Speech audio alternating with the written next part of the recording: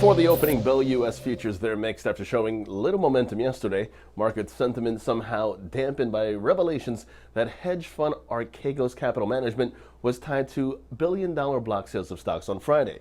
Meanwhile, indices closed mixed and relatively flat to start the week. Shares in household and personal products, as well as utilities and the media sectors, they all managed to trade higher. This while shares in banks, automobiles and components, as well as energy, those sectors showed some downward pressure. This all as 59% of S&P 500 constituents traded lower or unchanged yesterday.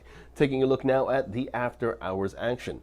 Moody's, that's where we begin. The European Securities and Market Authority, ESMA, announced that it had imposed a total of $3.7 million in fines on 5 European entities of the U.S. ratings agency Moody's for breaches of rules concerning the prevention of conflicts of interest. Moving on, Boeing announcing that it has resumed deliveries of its 787 Dreamliner after the problems that affected the production of the aircraft. Now, in terms of expectations today on the earnings front, we first take a look at PVH Corp, and then on the economic docket before the opening bell, we have the release of Redbook figures before the bell again, and then we have the Housing Price Index and S&P Case-Shiller Home Price Index.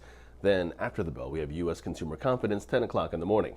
Taking a look now at the markets, the S&P 500, that's where we begin. That sees the bias remain bullish. Moving on the NASDAQ, intraday, that sees a bullish bias above 12,810. This while the Dow Jones, that sees the bias remain bullish as well, and that's what's in focus as the relative strength index is mixed with a bullish bias. Long positions above 32,750 are favored with targets at 33,270 and 33,460 in extension.